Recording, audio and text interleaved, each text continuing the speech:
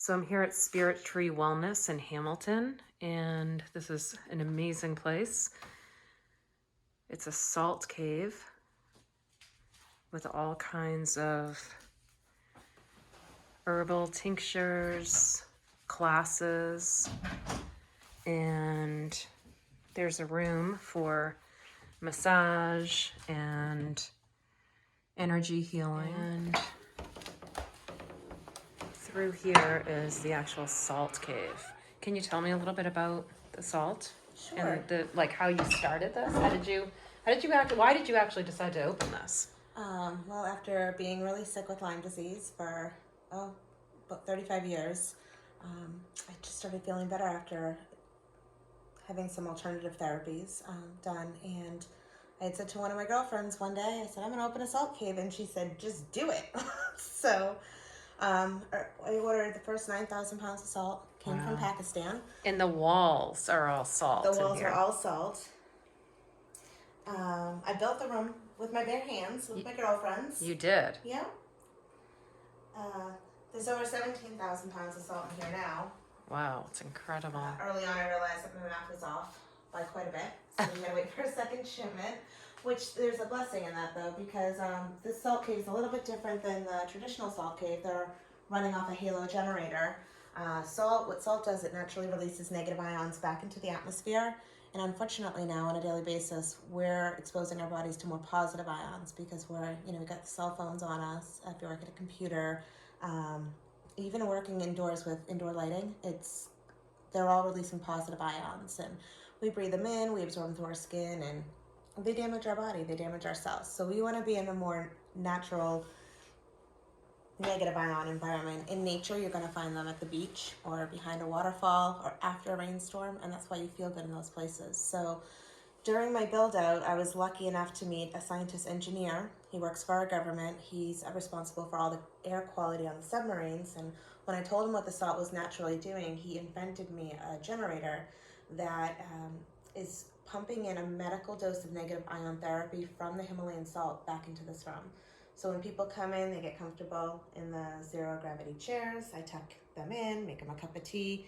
There's usually some soft music playing, and it's a 45-minute experience. And when you come out, you feel really relaxed. There's also dry salt blowing in here, which helps open up the airway. It's great for anybody who suffers from allergies, asthma, hay fever, any type of skin condition. The medical dose of negative ion therapy, what happens to your body? It causes your serotonin level to boost as it decreases your cortisol level, your stress hormone. So you feel really wonderful. It's even better with the sound healing. So how often would you tell somebody to come for a session? Depends on what they have going on. If somebody's suffering from, a lot of anxiety, depression, insomnia, maybe twice a week to start. If they're feeling good, once a month, once every 3 months. If you got a cold coming on, and before you get really sick, great time to go to a salt cave. Awesome, and we're gonna hear a little bit of sound healing in here with Lisa playing as well. Yeah. So I'm here with Lisa Kawski, and she's gonna play the singing bowls and do some chanting for us in this amazing salt cave. So I'm gonna share a little bit about how I do it, what I do, and play for you.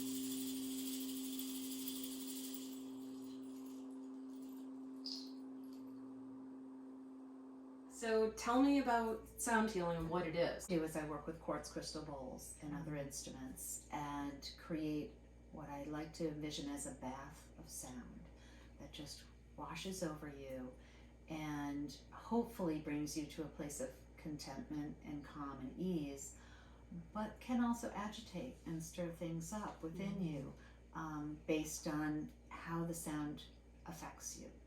So to me, sound healing is a modality of meditation, of calm, as well as self-care and self-soothing. So first of all, how did you get into the bowls Well, and this type of sound healing? it's interesting because I'd been exposed to a few different sound healing events that I had attended. And at the time, they were interesting, but that was just it. It was a one-off. I went, I actually saw a woman with quartz crystal bowls probably about 8 to 10 years ago. And, you know, it was a wonderful experience, but then I went on with my life.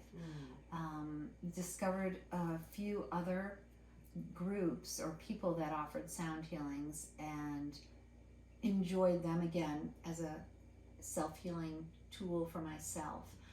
And then I was at a friend's house and we were a spiritual group practicing together, and one night she put a bowl in front of me and said, "You're the sound girl tonight."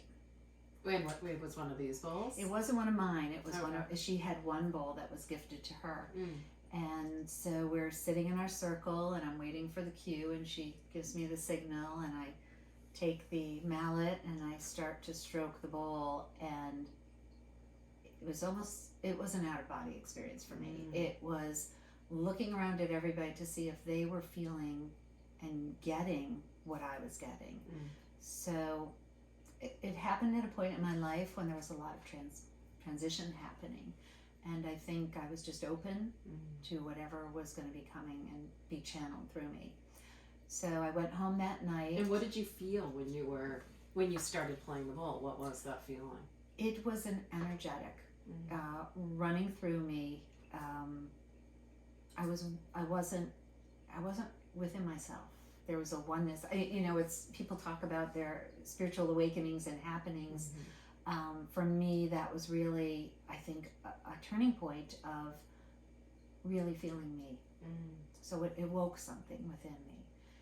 So I went home, and the next day went online, and, Googled, and figured out the bowl that I had played at her house was the crown, a crown chakra. And was it a crystal bowl like that? It was a quartz crystal bowl like this. Because I have the Tibetan bowls, the yeah, metal bowls. and So a they're bunch of those. different, right? And they resonate what with is people the difference? different. Yeah. Those, these are quartz glass, so there's a whole process for how they're injection molded and how they create each bowl, because each bowl is a different note, Okay. and each note aligns with your chakra.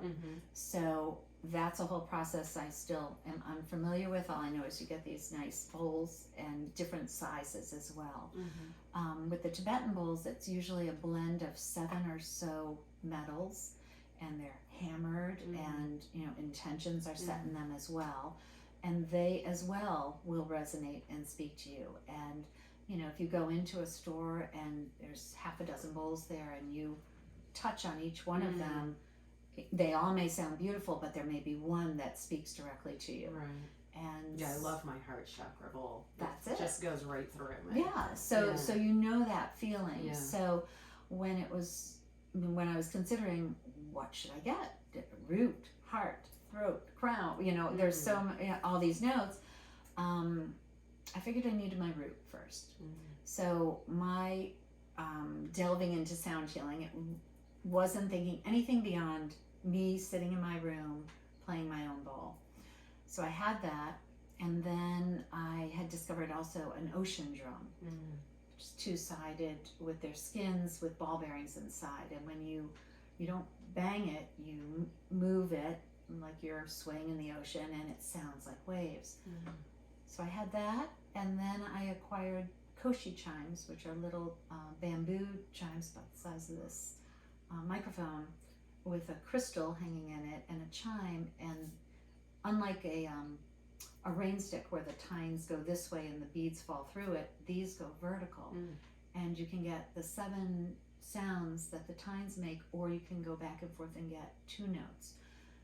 So that's what I had, and a friend had heard me talk about this, and she invited me to come to her studio to hear. She's like, what is this that you're doing?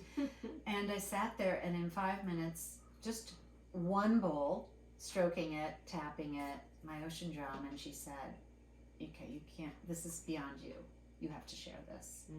And from that point on, each month we did a meditation and a sound bath, and it makes me feel really, it's like I think back to having one bowl and one little drum, and now I have 7 bowls, a gong, a tongue drum, you know, all of these instruments, and yet from that first time that we offered the first one, and it was donation based, and we had about a dozen people show up,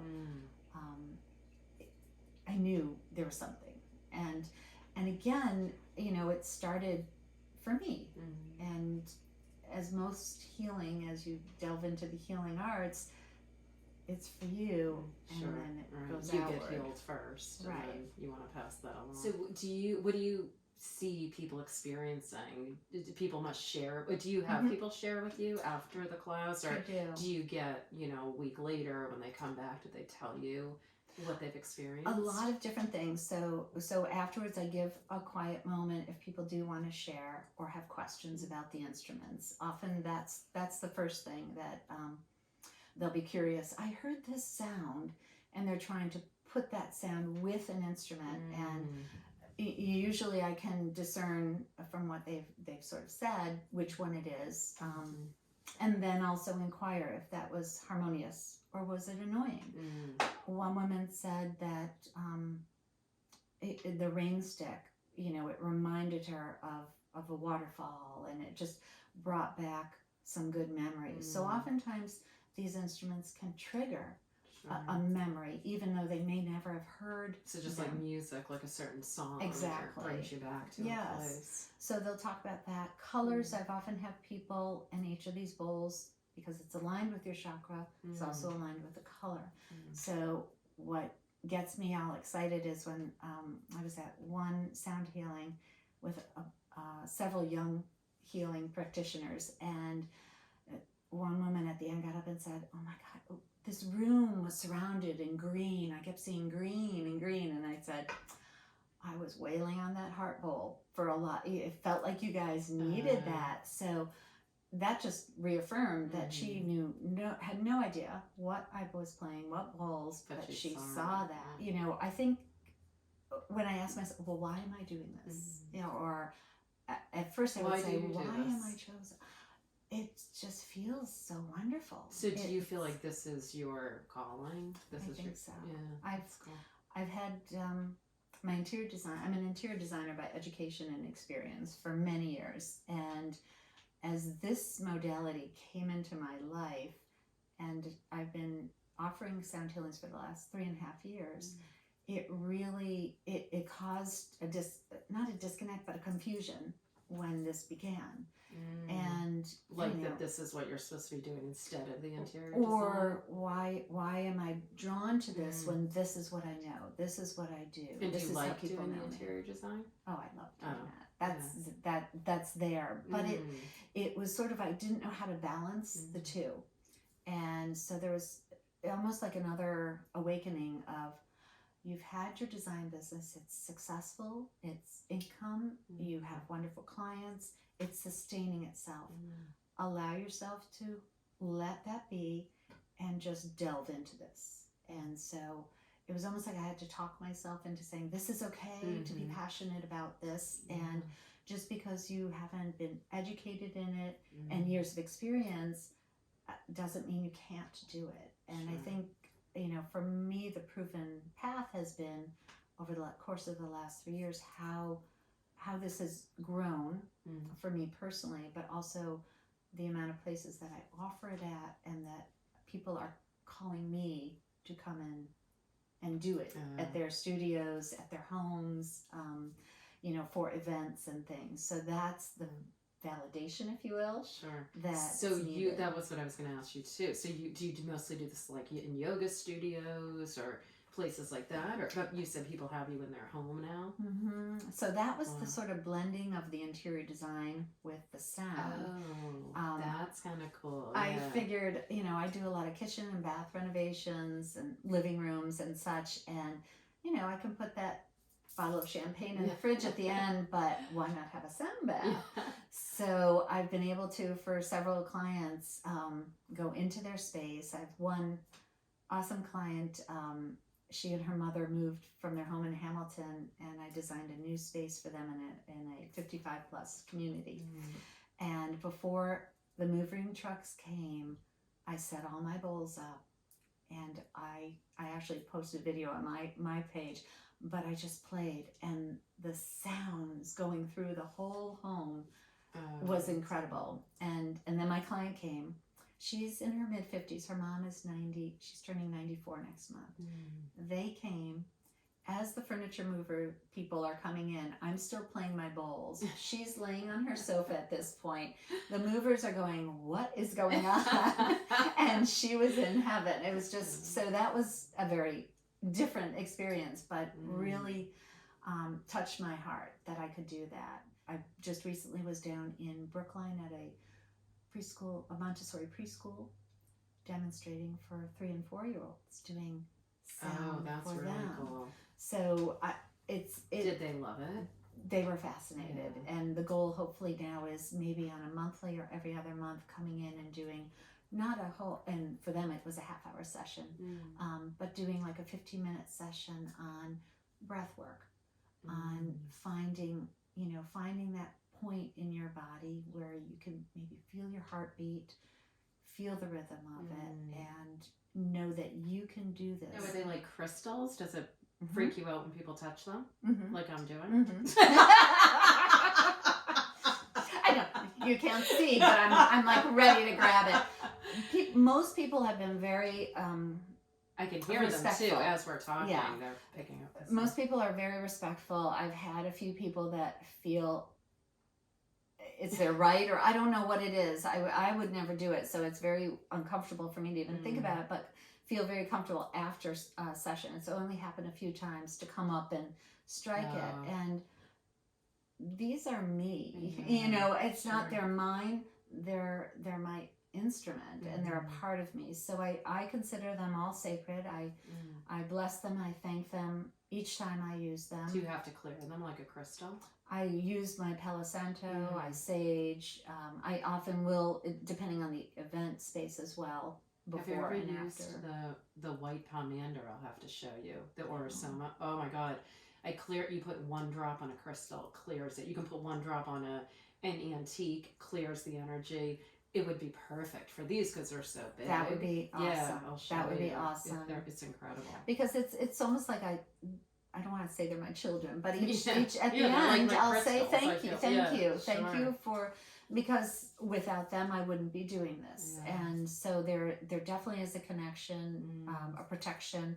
I, for the longest time, would not let nobody else but myself, packs them up in the boxes and carts them in and out of my car to my office. So if somebody wants to learn how to do this, do you teach people how to do this? I have not taught anybody how. I've had a few people ask me to teach them. Because you just taught yourself, right? You just started to. Okay. This is all self-taught, intuitive, with the exception of a drum workshop.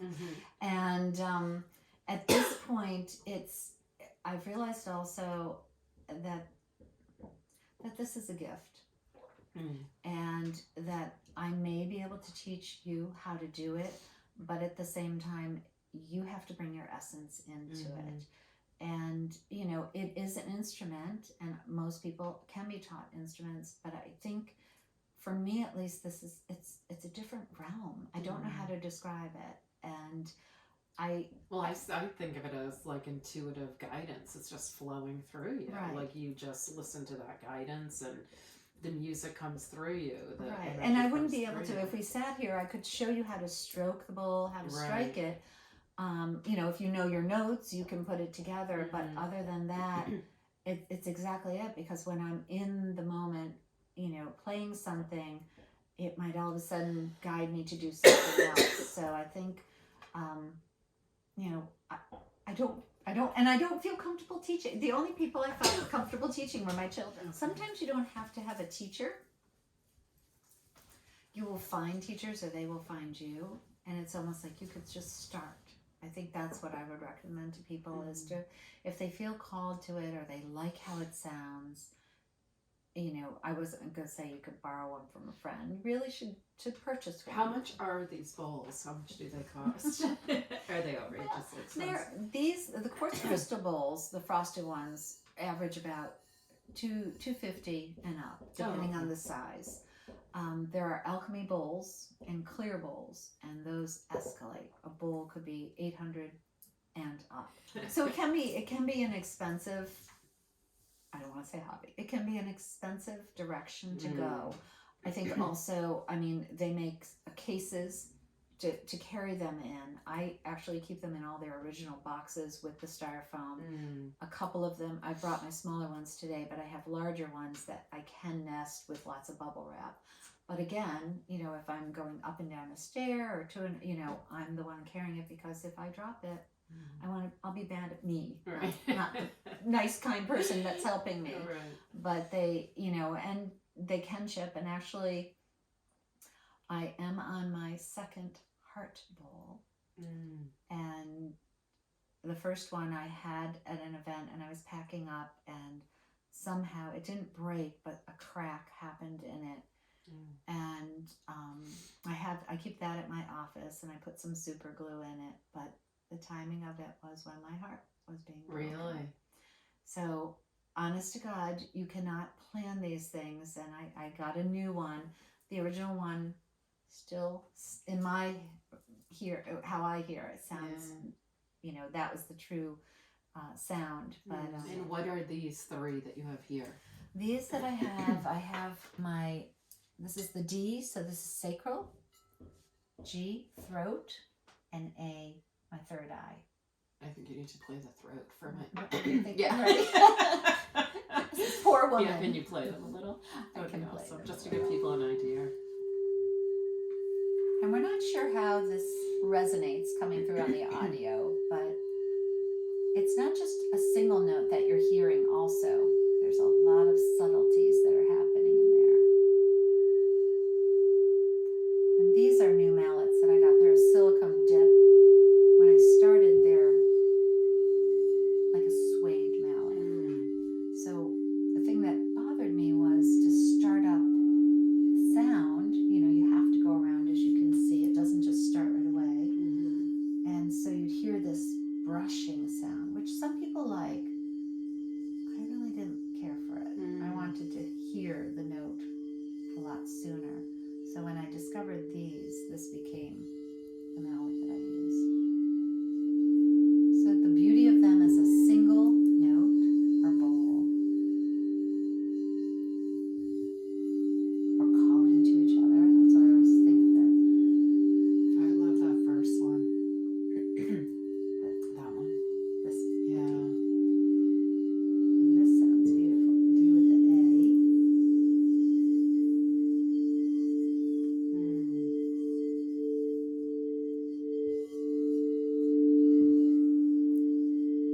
Yeah, it's going right through. And we're on a wood table, and we're in her beautiful kitchen, so there's no soft elements except for our bodies. So the sound is just swirling all around. So that's another difference depending on where I play. It could be I played in an old gymnasium in Somerville. Oh my God, it was amazing. Oh yeah, And I it bet depending on swirled the all place. around. Wow. And then I've played in a hotel room that was all carpeted and padded, and it just dies. Oh, And didn't interesting. move. So depending on the space, I do inquire, if I haven't been in it beforehand, how large is it, what's set up. So it may not always work. Sure. When I play in the salt caves, so I began playing up in Exeter, New Hampshire. Well, that was beautiful.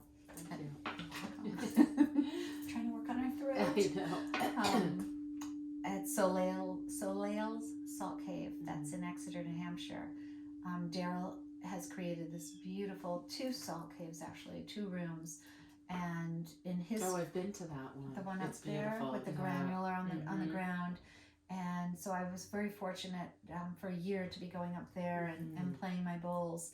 And but because of the salt and because of the ions in the air, again, deadens the sound. So I really have to work hard. Like, this was effortless to really touch this and have sound emit.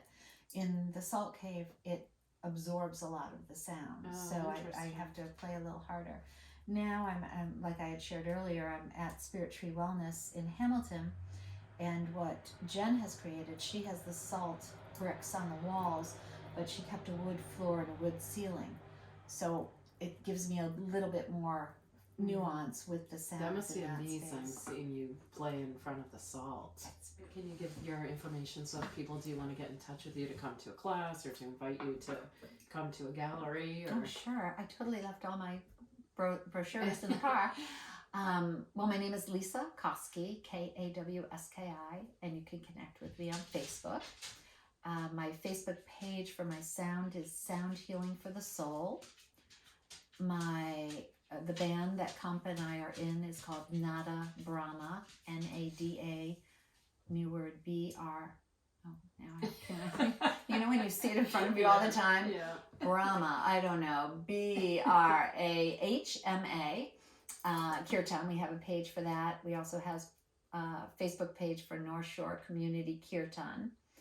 And let's see, that's probably the best And an email? way. Did you give your email? My email, okay, and my design business is LMK, my initials, Interiors Ltd. So my email is design@lmkinteriorsltd.com. My phone number is 978-335-1140. Great. I think that's the best way to communicate. But connect with me on Facebook. That's the easiest platform. And on Instagram, it's LM Kawski. Awesome. Don't forget to check out my Instagram at Alyssa Cohen Raw. You can also listen on Podbean or iTunes. And make sure you check out my Patreon, where you will get member benefits, rewards, behind-the-scenes content, and live streams with me that only my Patreon community has access to. You can easily find links to all of this on my site at alyssacohen.com. And please make sure you subscribe to this YouTube channel so that you're notified when I post new content.